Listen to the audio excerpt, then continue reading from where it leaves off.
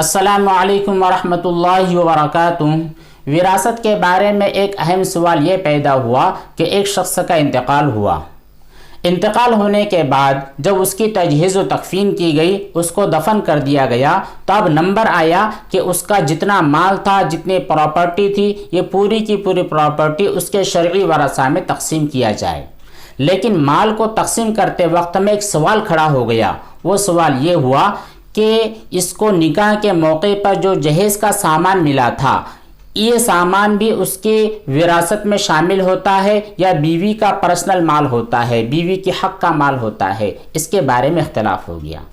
تو دیکھیے، اس سوال کا جواب یہ ہے کہ نکاح کے وقت میں جو بھی سامان ملتا ہے جہیز کے نام پر، تو عام طور پر یہ جو سامان ہوتا ہے جہیز کا، یہ بیوی کا ہوتا ہے، اس لڑکی کا ہوتا ہے۔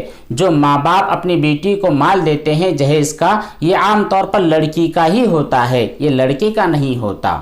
لہذا جب اس شخص کا انتقال ہوا تو اس کی جتنی ذاتی پراپرٹی تھی، یہ ذاتی پراپرٹی اس کی وراثت میں داخل ہوتی ہے، لیکن نکاح کے موقع پر جو جہیز کا سامان ملا ہوا ہے یہ اس کے حق کا نہیں ہے، لہٰذا اس میں وراثت جاری نہیں ہوگی، وہ پورا کے پورا جہیز کا مال لڑکی کا ہوگا، اس کی بیوی کا ہوگا۔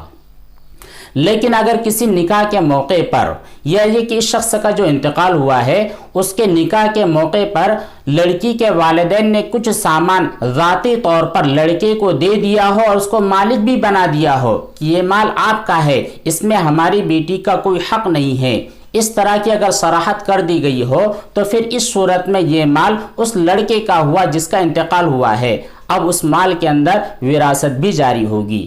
لیکن جس مال کے اندر اتنی صراحت نہیں ہے تو وہ مال بیوی کا ہے، اس لڑکی کا ہے، وہ اس کا پرسنل مال ہے، اس میں اس کے شوہر کی وراثت جاری نہیں ہوتی ہے۔